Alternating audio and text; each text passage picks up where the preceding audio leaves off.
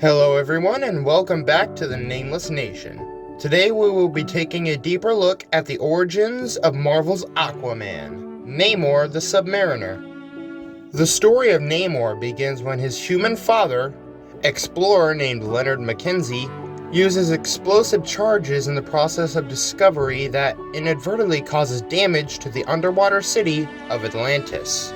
This gains the attention of the Atlantean princess Fen, who sneaks aboard the vessel to investigate the potential enemy. An unlikely friendship begins instead, however, and eventually Mackenzie and Fen fall in love and are married. Though they're separated soon after, Fen gives birth to her son, Namor.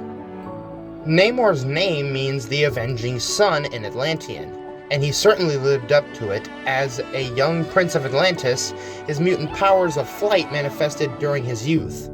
As a young prince, Namor joins with Lady Dorma and Attuma of the Chasm People, and with their Atlantean allies, the Swift Tide, to set out on a mission to retrieve a powerful magical relic, the Unforgotten Stone.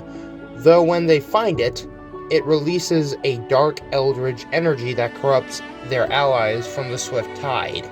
Turning them into vicious and murderous creatures, the Swift Tide rampage across the ocean, destroying Attuma's home and family, and Namor, Dorma, and Attuma are too late to stop it.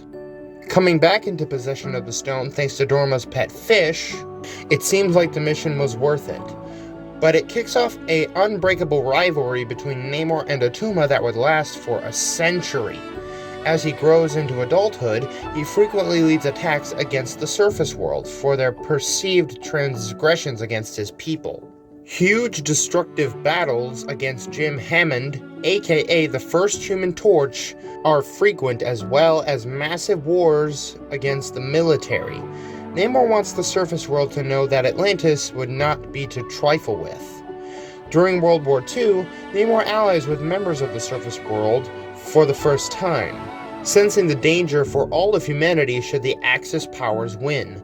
To that end, Namor joins the invaders, America's fighting force against them.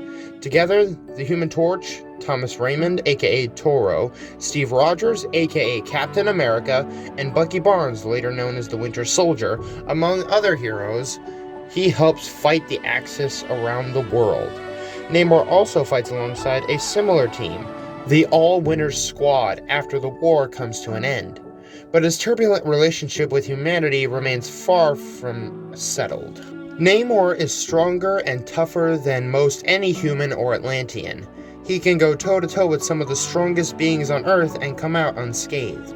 Especially when underwater, he doses with H2O, which increases his strength by extreme degrees. Namor has telepathic abilities from his Atlantean heritage that allow him to communicate and command not only sea life, but also his fellow Atlantean soldiers. He also has a much longer lifespan than a human, and shows little signs of aging despite being born many decades ago. Namor has winged feet which allow him to fly at incredible speeds for indefinite periods of time. Namor will use his flight to burst from the water and smash into his enemies with enough force to knock their teeth out. Alongside his already impressive natural strength, endurance, and abilities, Namor's intelligence and intuition and royal education are exceptional as well. He's equally at home when leading a business from a boardroom just as much as he is leading Atlantean armies against the surface world. And finally, as a member of the Illuminati, a secret union of the world's smartest and most powerful superheroes, Namor was entrusted to be the caretaker to 2 out of the 7 Infinity Stones at different points. First was the Time Stone, and later, the Power Stone. But when Namor holds a grudge, it's usually for life. Several enemies, aquatic or otherwise, have made Namor's list. But if Namor has an archenemy, it's probably Attuma, a fellow Atlantean and ruthless warlord.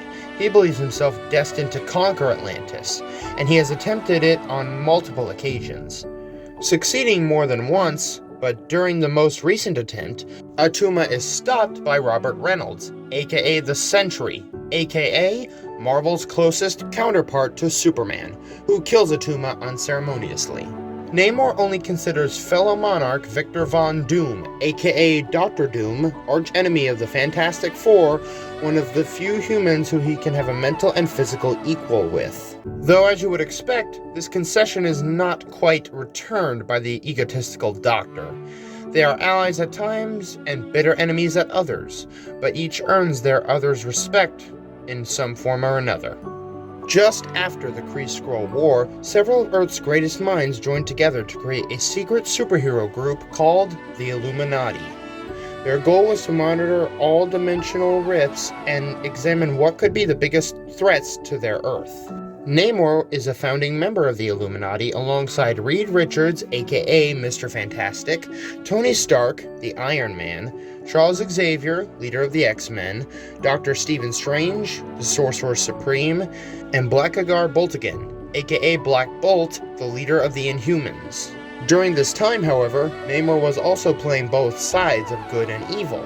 As a member of the Illuminati, he was also a double agent as a member of the Cabal, which was an evil organization formed by Norman Osborn that had members such as Emma Frost, Dr. Doom, Loki, and the Hood, and Namor the Submariner himself.